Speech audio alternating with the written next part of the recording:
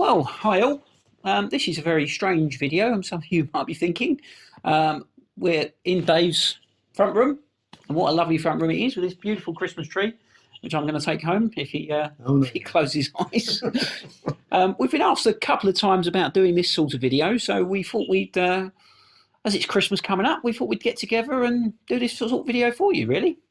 So we're going to ask some questions that some of you have sent us, and we're going to answer them as best as we can, within reason, that is. So, Dave, do you want to go first? Okay. So, first question that we've got is, what made you want to play the guitar?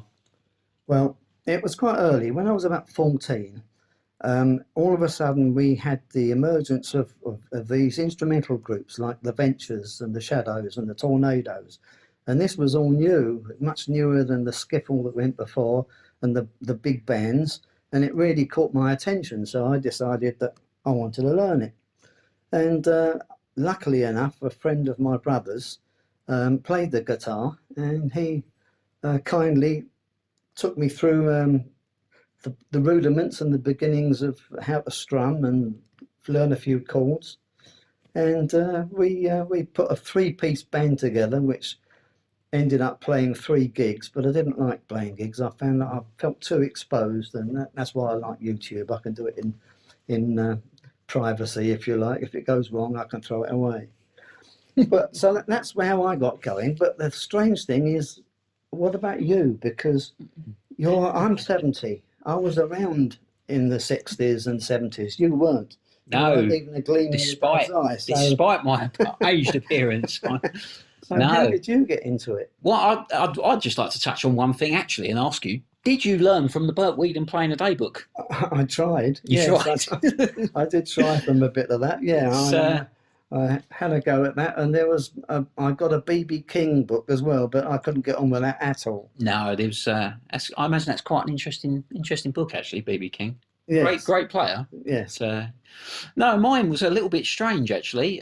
So mine was, Dad was a very big Shadows fan. The Shadows live video that I can still remember it now, and I think we've still got it somewhere. Yellow box with the picture of Hank and Bruce on there. We used to watch that quite religiously at the night when couldn't sleep, so that would come out. And I was probably about 8 or 9 then. Then I went to see the Rapiers. They were appearing with a friend of ours called Brian Lee back in the day. And that was it. I saw the Rapiers and Saturday night at the Duck Pond and that sort of stuff. And I thought, I want to do this. I want to play this sort of stuff. It was brilliant. You were captured. Yeah. And that was literally captured. As was my bank account and bank balance has been captured after all this time. But I still, that Saturday night at the Duck Pond with the Rapiers for me is still the song. When I hear that start, I know obviously exciting piece. It was such a great track, and that sound that Colin had. I mean, Colin was using, I think he had a Squire Strat, a Fender Twin, and an old tape echo, which I think was a Binson. So it wasn't really, the sort of gear that you'd expect, I suppose, but it was magic. I mean, I watched them, saw them many times at Blakehall car shows and things like that. So I suppose the Shadows started it, but the Rapiers reinforced it, certainly. Yeah. As you say, your bank account takes a hit, but of course it does, because nobody can afford, well, I certainly couldn't. When I was 14, 15, I couldn't afford really lovely equipment. So I started making preamplifiers and things with little valves. And yes, which I think you've shown me, actually. You showed me one that you dug out. Yeah, there was the one up there is a transistor one, but back then it was a tobacco tin with a couple of valves, an EC83 and an EL84, I think it was. And the whole thing used to plug in, and we plugged it into a 2-watt amplifier and tried to get sort of something that everybody could listen to out of this. And so it's sort of invented distortion. Yeah, invented distortion without knowing. Yeah. Oh, it's fantastic memories, isn't it? I mean, my first guitar was my sister's. I think it was I want to say 3/4 size, but I think it might have been half size, acoustic, sort of Spanish style guitar. And I kept hankering my mum and dad for a Strat. And obviously I think I was about 9, 10, and I remember their actual words were, "We're not going to spend a lot of money buying you a Strat because you're probably not going to keep it up too long." Yeah, famous last words. Wise words, 24 years on. But so then I got an Encore guitar for Christmas, and it was a black I've got one of Encore, those. little thin body, only a humbucker in it, All right. no tremolo or anything. Yeah, sold that onto a school friend a few years later, funnily enough. But yeah, and then I got my first Squire Strat, the red one, which I've still got. It had to be a red one, of course. I was about 11, 12. I think it was about £129 now, looking back. Yeah. Centuries Music in Walthamstow it came from. But yeah. My first guitar, I think, was an acoustic, steel strung, really beaten up the whole job. But that's when I used to just strum away. During that sort of period, I was doing sort of Bob Dylan and Donovan. Even had the mouth organ round the throat, you know, and blowing away. And but that soon went. As soon as I wanted to get into an electric guitar, and I managed to get hold of a Vox Blonde, and it was a beautiful guitar. It looked a bit like a Telecaster. Really, really lovely. But I think I swapped it for something. I didn't keep it anyway. It was a great shame. Wish I had. Yeah. It's things like that you look back on, isn't it? And I haven't got any vintage gear, I suppose, but there's a lot of stuff I've sold on over the years. I've look back now, I wish I'd kept it. It would have been so much fun. Yeah. Yes, of course, and that could lead us nicely on to your the Echo box you've got upstairs. I've got a Watkins copycat. I think it's about 1963. Was that, and that was the year you started playing? Was it 63? I started playing about 59. Oh right, okay. Yeah. So 4 years in, so 63, the emergence of the Beatles and things was coming. Yeah, and so, of course we'd had Apache and we'd had the Tornadoes, and the Ventures have been hammering it since 1958. So all of that was really, really fantastic. Sort of raw and rocking, sort of all new as well, of course. Absolutely. Back in that time. Yeah. A friend of my wife's, we went round to see them one night, and in the corner he had this Hofner very thin, and it only had one pickup on it. And I asked him what happened to the other pickup, and he said when he got it, it only had one. And I managed to prise it out of his hands and put a £20 note in his pocket, and he was happy. And now I've still got it, and that was a 1965 Hofner very thin. Oh right, okay. So that's the Hofner that you've got upstairs. Yeah. Okay. I remember you talking about it, but I didn't realise that was you'd had that for that period of time. So there's the Burns. Of course, we should mention the Burns. That's the Burns is a 1960, and I got it. It was about 2 years old, so that's about 1963, I suppose. Yeah. Oh wow! So you've had a lot of the stuff from the very early days that you've kept on. I could never afford a Fender. No, Fender was the dream of everybody. You see the Hank Fiesta Red. I mean, that's what everybody wants. Yeah, absolutely. It was strange when you compare the Strat to something like the early Burns there, or even the Guiatone or the Antorias that we looked at before.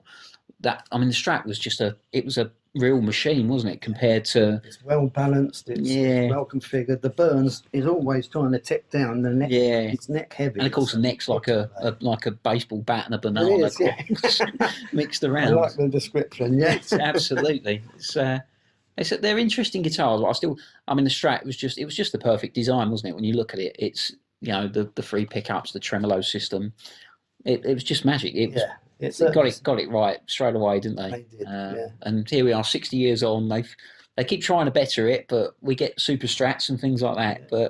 But an original Strat is still, Strat is still the real deal for me. But like you, I had an Encore. That was the first one that my wife bought me actually when we were going out, and that was a proper Strat pickup style. But an Encore one, I think it was £60 or something. I think you got a little amplifier with it, That's it, yeah. 2 amp. Oh, I got the little headphone amplifier thing that you plugged in, because I think my parents did that on purpose, to be honest, because I didn't want to listen to me. But but splendid. What have we got next? So when did you first learn, I suppose, and haul toot? We pretty much covered covered that and your first guitar. Yeah, gone through a lot of them. But we're doing well here. So, what equipment do you currently use, Dave? Currently use, I think this is fairly well known. I've got my Strats, of course. My Strat goes into my Korg Toneworks AX3000G, which I've loved ever since I got it. Again, my wife bought me that. That was a birthday present. Everything I seem to have. She's a good lady, your wife, isn't she? You know what I mean? Yeah, I'm a very, very lucky man, I'll tell you that. No question. Yeah, the three, I have a Line 6 G10, which is the wireless system that I use, which makes me have a little bit more freedom I would otherwise have. And that's, I haven't actually got a decent amplifier, and that's because normally I don't use an amplifier. When I record directly into the computer. And so I wear headphones to monitor what I'm doing. So I haven't actually got the proper amplifier, but I do have a little PA system, which is 50 watts or something. And if I do want to make a bit of noise and upset the neighbours, then that does perfectly well. Absolutely, yeah. And while we're on the subject, I suppose we should talk about your favourite guitar over there, because obviously you've got a couple of Strats. I remember the first time we met, you had the white Strat. I think you'd only just bought the American Standard. Yes. But your number one, I suppose, is the Mexican Classic 50s there, isn't it? It really is. That one has a lovely feel to it. It's a modern design of guitar. It's got the slimmer neck, which is more comfortable to play.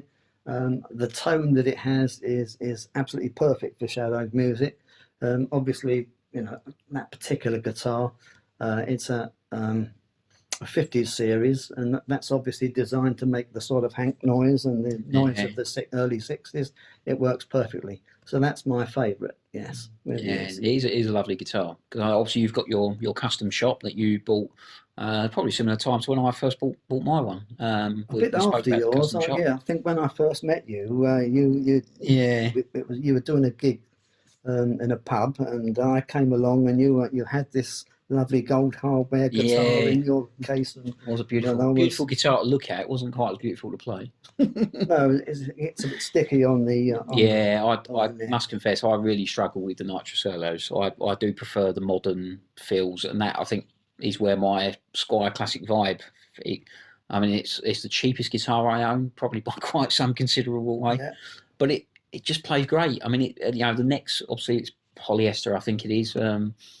It stays in tune great. It plays great. It never needs any adjustments. It just certainly seems to be your go-to guitar. It gets used a lot. I mean, it's picked up a couple of little marks now. I bought that from a guy called Jim McLaughlin, who obviously one of our Facebook friends. That was the guitar that got damaged in the post. The neck, the wonderful people at the post service dropped it on its head, basically, and snapped the neck in half. So I was quite lucky, really, that I managed to find a replacement Classic Vibe Simon Neil Strat neck and fitted that. But other than that, I mean, I've had that 4 years now, 4 or 5 years. That's brilliant. Great guitar. I mean, it's got the look about it. We in the band we use the matching lineup, so we've got the Squier Simon Neil Strats and a Squier Classic Vibe P bass in Fiesta Red with a tortoiseshell. So that's the one you tend to gig with as well, then. Yeah, pretty much. I mean, certainly if I'm doing a gig with the band, it's because it's a Shadows style tribute band. Whereas when I'm doing YouTube, I've got obviously the other collection. My American Standard, the Sunburst one, I've had that since 2001, I think. 2001, 2002. Cost me £550 back then. Wow. Well, it didn't cost me, it cost my parents, bless them, bless their hearts. I remember that well because I bought that from PMT in Romford, and I drilled over it. It was Sunburst. I remember it hanging on the wall, and it was a gorgeous guitar.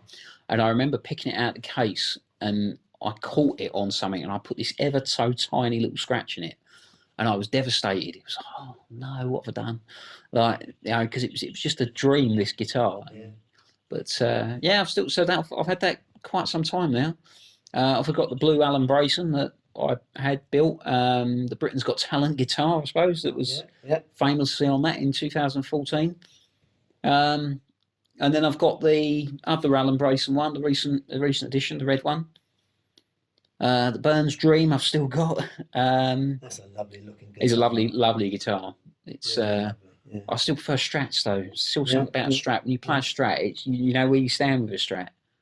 And then the PRS Custom 22, which is just needs no introduction. It's Yeah, I did have a feel of that one day. yeah, It's such a lovely guitar to play. I love PRS guitars.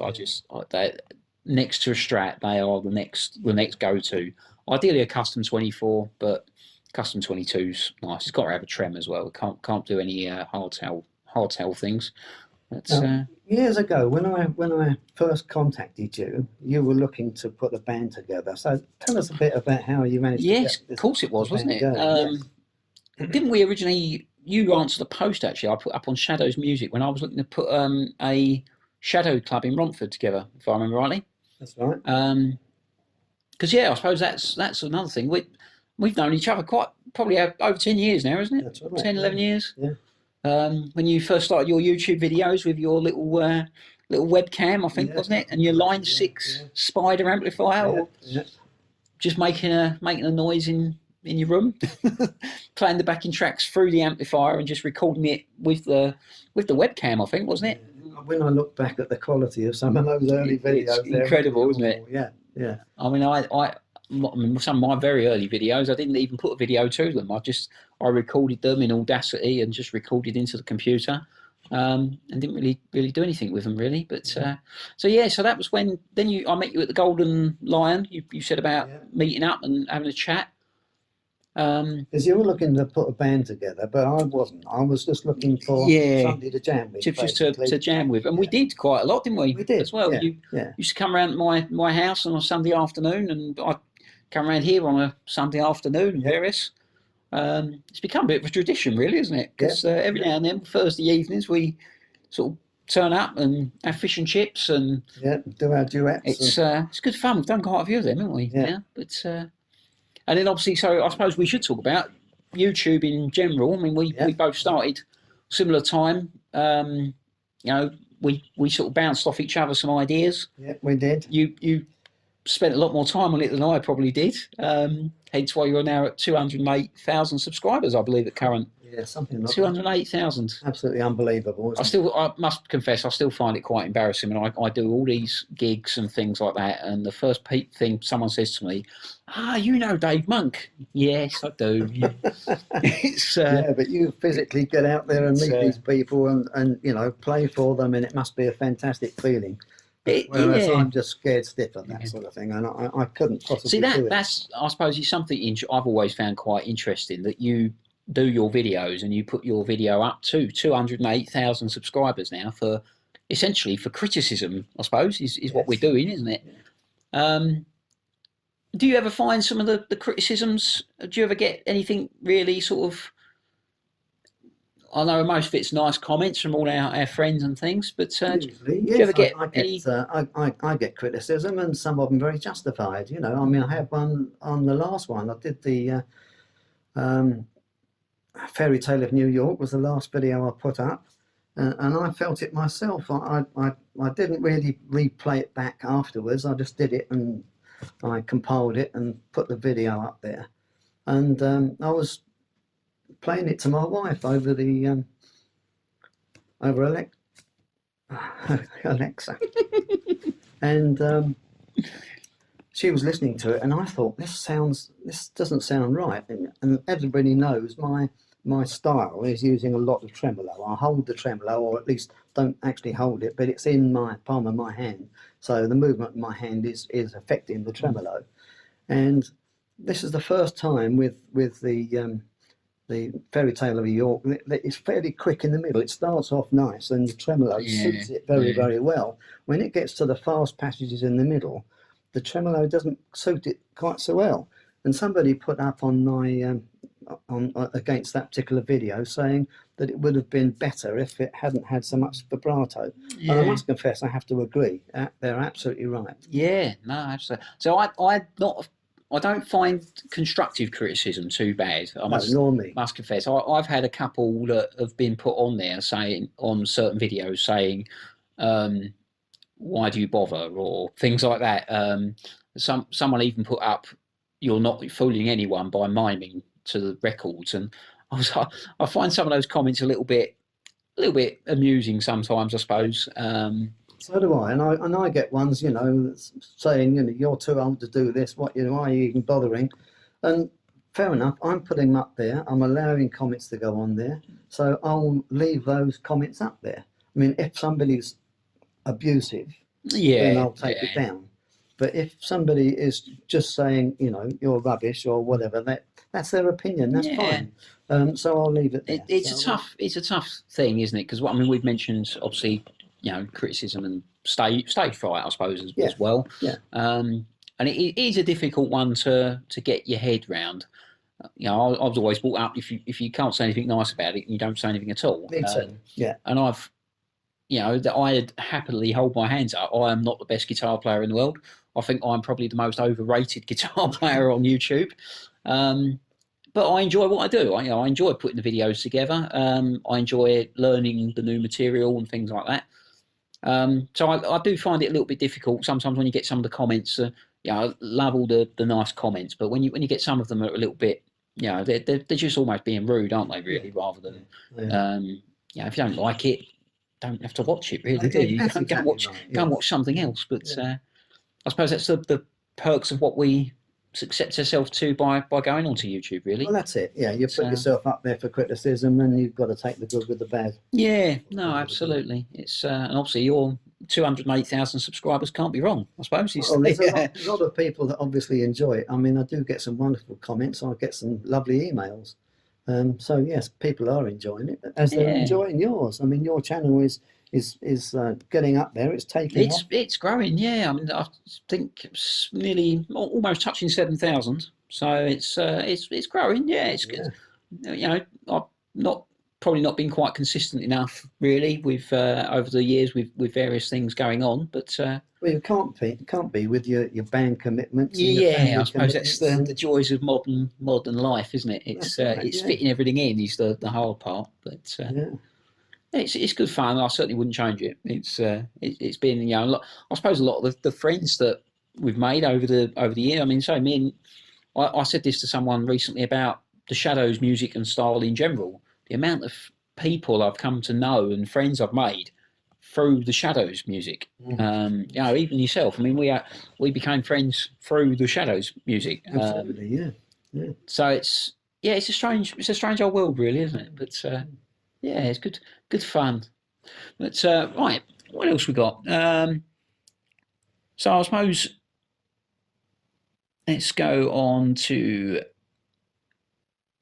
So you, when did you join YouTube? We joined in 2008, 2009. 2009. Yes, it was about October or November in So 2009, November. and I think I put Geronimo up was the first one I think that I did, and it was pretty much a disaster with the sound quality. When did you start? Were you I before? think Or? I was probably about 2008, 2009. I Right, think so like Wind yeah, I Beneath My think you were Wings was the first one I put up, right. which seemed to have gained like I think it had like 90,000 views very quickly. But obviously YouTube was in its infancy back then, I suppose. Um, I suppose that's an interesting subject. Where do you think YouTube's going? Do you think YouTube's gonna stop at some point, or I mean, because let's be fair. I mean, there's a lot of YouTubers now these days, isn't there? I read an interesting article the other day. Someone wanted to their whole career ambition from being a child was to become a YouTuber, an Oh, Instagrammer. yeah, yeah. Um, It's what people want to do. You know, what do you want to do when you grow up? Oh, I want to be a YouTuber. You know, it's a very strange attitude to have because you yeah, cannot guarantee it's anything to do with income from YouTube or even no, that's the an thing, isn't it? existence because there are a lot of people getting shut down. You've got copyright worries. Although, I mean, I've had one strike in my time. Have you ever had any strikes? I think I've had one. I think it was Shaking Stevens' "Merry Christmas, Everyone." Ironically, I think mine was as well. yeah, I think It's they had a certainly a bit of Christmas piece. a cull Yeah. on the renditions of it, but But what I'm finding is, I think YouTube has changed its attitude a bit now because I think for a strike to occur, somebody's going to give a takedown notice, and I believe that takedown notice has to be done manually. It can't be done through the review right, engine okay, when you put it up there. So a lot of people, a lot of copyright holders are tending to be a bit more generous and say, well, rather than giving you a strike, we'll just take all of the revenue. Yeah, And, yeah, and because that is happening to me revenue more thing. and more. And of course, you know, Murphy's Law says that if you've got a really successful video up there that everybody likes and you It's get going to be loads and loads seen of by views, that's the one that will going to be. draw attention. They'll take all the money out of it, and you know. Yeah, it's But I think they are getting a bit more lenient in that respect. But of course, we've had all this business about Article 13, and that hasn't really come about yet. no, They've made the law. It's going to take a couple of years to come into effect. yeah, So it's going to be interesting how that responsibility that is going to be put onto YouTube makes a yeah, change, they you know, respond to us. to it. Because at the moment, I'm responsible as As a creator. a creator. That's the word I was looking for. As a creator, I'm responsible for putting stuff up there, and if it's in breach of copyright, that's my responsibility. But it's likely to change with this Article 13, where the responsibility goes onto the platform owner, in this case, YouTube. And so they're going to be a little more stringent on reviewing them when they go up. Yeah, keeping an eye on things, aren't they? Yeah. It's an interesting subject, YouTube, because we've had a lot of fun with it, and you're on 800 and something videos now, I think. Aren't you? Yeah. I'm coming up to just about 200, I think. But you post 2 or 3 times a week, don't you, normally? Twice a week. Twice a week. I post Mondays and Thursdays. Mondays and At the Thursdays. moment. I normally try and post at least once a week. But must admit, I've had a couple stored up in the videos, so I've been able to post out a couple in quick succession, ready for the Christmas video rush. That's what I do, so I can take a holiday. I have a backlog building up, you know. So that It's almost become almost like an extra job, isn't it? In terms of YouTube. Yeah. Not that we complain, because we do enjoy it, but I mean, I suppose that's probably the biggest struggle for me doing YouTube sometimes is the time, really. Yeah. I mean, it probably takes 3 or 4 hours per video, depending on how complex the piece is, or what I'm actually doing. I've either got to listen to it and tab it out, which can take some time for me to work out. If it's a song I'm intending to play again, then I'll try and learn it. But when you're doing a couple of songs a week, it's quite difficult. And then there's filming it, getting all the set up, everything together, and then time. The editing process is quite a lengthy job as well. So it's. But where do you get your inspiration, Dave? Because I mean, you've done quite a few tracks now. In fact, I'm trying to think of tracks that you haven't done. So am I all the time. I mean, you've covered everything from Lonnie Donegan, Cliff, right up to sort of the 80s, 90s. I think you even went into the 2010s, didn't you, at one point? With you covered obviously Ed Sheeran's "Perfect," so that's only a year or two old. I did. Inspiration is very difficult to find. I mean, really, when I look for inspiration, I look for backing tracks, because it's no good finding something if you can't find a suitable backing track. And YouTube has a fair amount of karaoke tracks available that are suitable. I try and steer clear the ones with wailing women going on in the background, but I can't always do that. But yes, I look at what other people play, and I look at I review the number of people I subscribe to and see what they do on a regular basis, and I look at what they've done in history and see what's nice. Yeah. I also Google things like tornadoes or ventures and see what they do, and a lot of it's driven from where I can find backing tracks. I mean, I use Leo's Den. I don't know if you do. Yes. For backing tracks, and there's. I tend to use them for the shadow specific ones, or if you have a backing track. And I suppose that's another thing that's quite interesting is the backing track quality, in terms of some instruments, when they make a backing track, tend to gel better with a guitar style instrumental than some of the others. I mean, some where they've got like a lot of electronic, instruments, MIDI instruments and stuff like that. Yeah. They tend to be a bit harsh, and they don't work with the guitar sound, and sometimes I find. But Leo's Den, I suppose, karaoke version I've used a few times. Karaoke version is excellent. Again, the cost of some of this stuff is is quite an interesting one, because obviously the problem I find with some of the CDs is, you've got 14 tracks on there, but you may only want to play one or That's two. right. Yeah. So you end I up find that paying very often. £14 or however much it is for Put a one couple of tune up for that with one it, track. Yeah. But I think the hardest part is also when I don't know if you're like me, you hear a song sometimes and you sort of almost hear it in your mind of how it would sound as an instrumental. Yeah. And you think, oh yeah, that could work. Yeah, I might have a go at that one. And then you listen to it and you try it out and you think, oh yeah, no, it might, no, perhaps it's not working quite as anticipated. But yeah, it's good fun. It is good fun, and it takes time. And of course, your family's growing. So how is that influencing what you're doing? Yes, it's takes up a lot of my time. My little girl, bless her, she's growing up very, very quickly. But yes, it's taking up a lot of my time, and I must admit that's one of the hardest things I'm finding. What with the band, my commitments as a husband, as a father, as well as to my job, my day job, working for an insurance company, to then do YouTube videos and do the band, and there are some times where, and obviously I only live in a 2-bedroom flat, so sometimes it's a little bit interesting trying to find the room to move things around and do what I need to do. But I could imagine. I mean, I've got it easy because I retired well and truly, so this is my new occupation, if you like. And so I can put a few days work into it each week. So, but yeah, it's obviously not that easy for you with a full-time job. It is tough sometimes. I must admit, I do find it a little bit of a strain sometimes to try and do a YouTube video a week. But it's just enjoyable. I mean, in an ideal world, that would be what I'd do all the time. There's become professional. I find playing guitar so enjoyable and guitars and gear and that sort of thing. I do. It's just a fun hobby, isn't it? It really is. It's the most satisfying. It's better than drinking alcohol and drugs, obviously, unless it's tea, of course, in which case it's a different story. But yeah. But right, I suppose we should answer some of the couple of questions that we've we've got a few specific ones here, haven't we? So Marty McCann, he's asked 2 questions.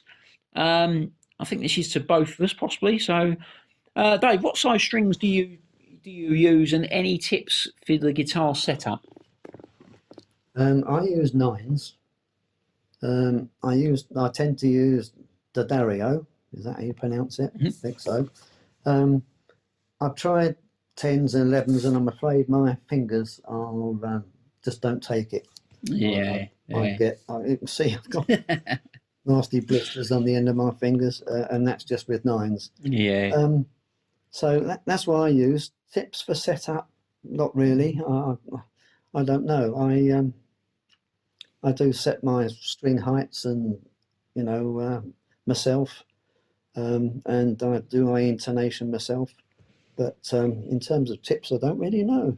I don't actually find that in terms of the effect of different strings, I don't find much difference, other than wire wound versus tape wound. Yeah, tape wounds are more mellow. I still really like flat wounds because you don't get that squeak, especially when you're doing some of the slower recording numbers. You don't get that little annoying squeak. But it does produce a slightly more mellow sound. But other than that, the make of strings, I haven't noticed any. No, I tend to agree. I mean, I've gone from 9s, 10s, 11s, 12s, 13s. I even had at one point. And I mean, I use 11s most of the time because I find that gives me a nice common. I like the feel. I don't tend to overbend, or that's the thing I find with some of the thinner strings. I'm used to a certain gauge, and when I bend, if I'm on lighter strings, I tend to overbend and not do. But I mean, I use Didarios most of the time. I've used Ernie Balls. It's pretty much whatever I can get hold of, really. I did try some of the coated strings and things like that, but for the cost and things, I'm not convinced myself. Not for the use I get out of them. I remember my only advice, I suppose, would be use whatever strings and gauge feels comfortable to you. I remember a guy on one of the forums who said he must have 13s, and because that's what Hank uses, must have gauge 13s. And he put gauge 13s on, and it made it really difficult to play and took away the enjoyment of it, which defeats the object to me. If you're, the whole idea of what we do and playing guitar is supposed to be enjoyment. Yeah, and it's what suits you as an individual. And as I say, my fingers won't take 13s. I break my fingers before I put 13s on my American Standard once, twice. Used it for a gig, and I think I only played 2 songs, and I had to put it down and pick up the other one because it was just too much effort. And like you say, for the difference in sound, is it really worth it? For me, it wasn't. I'm more than comfortable with my set of 11s. So so 11 D'Addario for me and 9 D'Addario for you. Yeah. And I suppose setup, I've always got them looked at by a luthier every now and then, just to about £40 I think it was as I paid just to get a set up. And I've found once it's set up once, it's pretty much all okay. If you stick with the same sort of gauge of strings, it's never normally a problem. I do always put my new strings on fairly regularly. I stretch the strings properly, make sure they're sitting in the nut properly. But again, if you get a setup done, it does work wonders. It will take any guitar into being a great guitar, and even some of the cheaper brands. So the only thing I would say about strings is make sure you trim the ends, because I've seen somebody stick it in the eye. Drives me nuts. You leave all these dangly bits, and it can be very dangerous. There's nothing worse than seeing, even when you restring a guitar, when you wind them properly, when you're doing the next string, you've got this bit flapping around and it gets caught, and I'd cut them off as soon as they're done. Absolutely. Drives me nuts. What other questions? But so Marty also asked a good delay pedals. I think he's currently using the Korg SDD 3000. I must admit, I've never used the Korg SDD 3000. I've only used a few multi-effects pedals. I tend to go for those rather than individual pedals. And I haven't found anything to beat my Korg. So no, I mean your Korg AX 3000. In fact, I've also got a backup one. So I've got 2 just in case. I wonder how many of them you've actually sold for Korg over the years, because quite a lot, I think. I've seen quite a few eBay ads for Korg AX 3000Gs where it said as used by Dave Monk, OldGuitarMonkey, and so I think Korg, if you're listening, I think you need a signature one for our good friend Dave here. But unfortunately, they don't make it anymore. So. No, they just need USB connectivity. Would have made that that little bit better. Yeah, other than that, I mean, it's a great unit. I mean, I've had a couple. Problem is, I tend to experiment a lot more than you do, probably, in terms of gear. I mean, I've had a Zoom 508. I've had a Magic Stomp. I've had a Zoom G2, Zoom G7. All the Quad GT, Q2s, Q20s, Hall & Collins, Zoom G3X, and a TVS3, and a Miazzi, and a long tom, and a short tom. I only had a handful of those, but but out of all of them, I use the one I've probably used the most is the Zoom G3X. It may not necessarily be exact perfect for the echoes, but for what I need it for with the band and the YouTube videos and stuff like that, the fact it's got USB connectivity, it's fairly inexpensive. I think it's about £200, including the Hall's Echo patches. It's got a volume pedal, it's got a tuner. I find it brilliant, and I've certainly used that probably the last 2 or 3 years solid.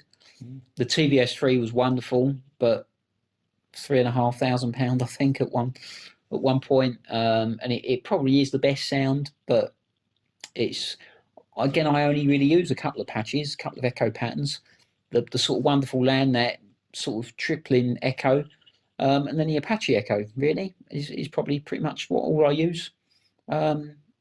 So yeah, I hope we've answered your question there, Marty. So Paul Bateman has asked for a shout out from me, one of my biggest fans apparently. So hi Paul. And hi Paul from me too. Tony Koziel wants to say, what is your current rig and any tips for keeping a tremolo in tune? So for me, rig you've just said, haven't you really? That's my recording rig, I suppose. When I play live with the band, I've got a Vox AC30 head and a Vox 2x12 cabinet, the Zoom G3X, and then the Simon Nil Strat, pretty much. Recording, I've used various things. The Kemper I had for a little while, but the most consistent is the Zoom G3X with some form of amp modeling. Either Logic Pro, I use the amp models in that. I've used the Joy Oasis Tone a couple of times. So yeah, that's pretty much it. Tips for staying in tune. Again, if it's well set up, I've never had a problem. Yeah, I don't have a problem either. But what I do find, if a string is slightly out, I find it very often cured just by pushing the tremolo down to the guitar and let it back up again, and it automatically goes back into tune. And I'm afraid our recording is just finished on your. Oh, it's okay. That's all right. I don't know what it's done there, but never mind. We'll come back to that. Side by side or something. Yeah. Finish it off. But we're nearly there anyway. Yeah. So I hope that's answered your question there, Tony. As I say, a good setup on a guitar makes all the difference for me. You know, if you put the strings in properly and they're all set out, the nuts cut correctly for the strings. You know, I've never had a problem with any of them, and the Simon Nil Strat's done over 100 gigs now. Okay, yeah. So yeah, never a problem. So I hope that helps. How many springs do you have in the back of your guitar, Dave? I suppose is an interesting question. Springs, 2, I think. You got 2 because I've only got 9s on there. Yeah, 2 strings. Two strings is enough. I run 4 on most of mine.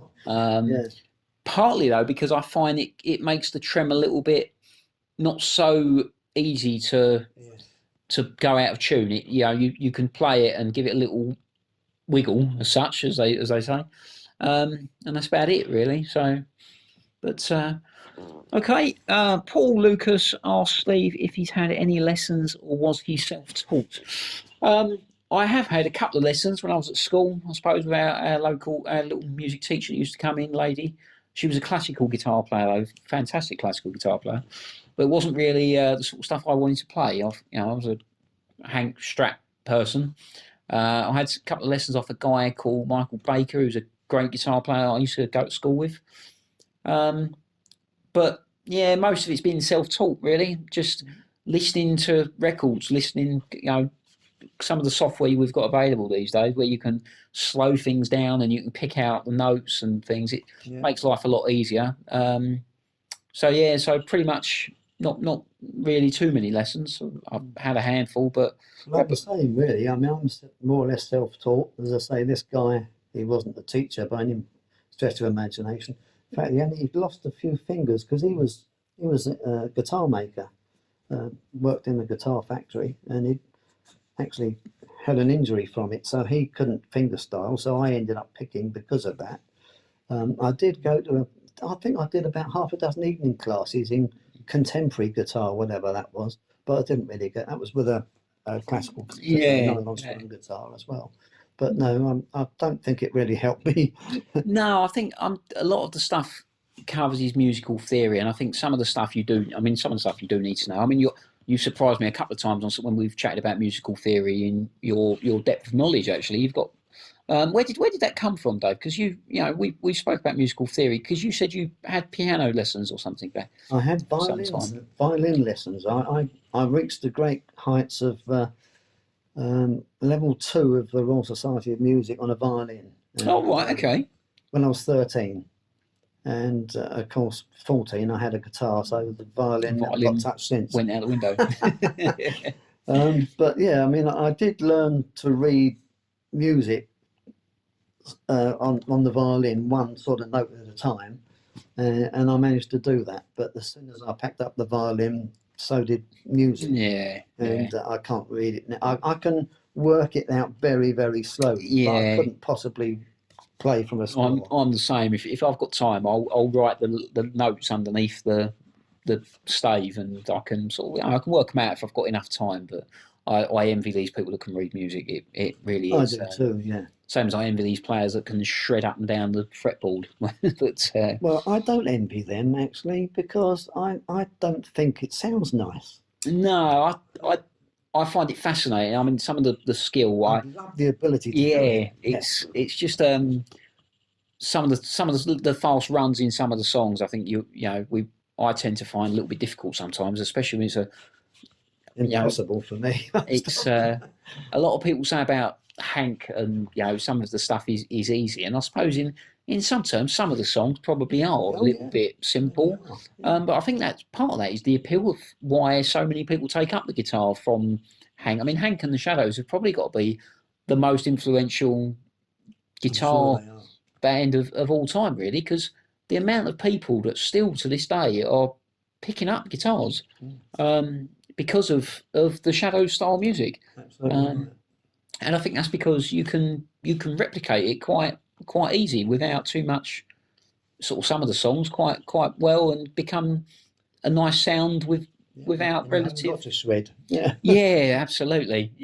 But that is something I must admit. Some of the other players I like, Carlos Santana, Steve Vai. I mean, Steve Vai is all that tapping and stuff like that. And there's something quite wonderful to watch in terms of what he can do, and it is an interesting, fun thing to watch. But well out of my capabilities, unfortunately. But and then I think just the last question, which I recognise the surname here, Richard Monk, has asked, "Who is your favourite child?" Well, let me say that Richard is definitely my favourite son. He's definitely your favourite son. Definitely my favourite son. Hopefully that answers his question. Well, there we go. Smashing. It has been good fun. We hope that's answered all your questions. And hasn't bored you to death. Haven't bored you to death, because this is probably about 72 hours long. It is. In fact, I think we've missed Christmas, and it's now time for new beginnings. But until next time, what a pleasure it's been, Dave. It certainly has. And wishing you guys out there a very, very Merry Christmas and a Happy New Year. Absolutely. And we've bought you all a nice present.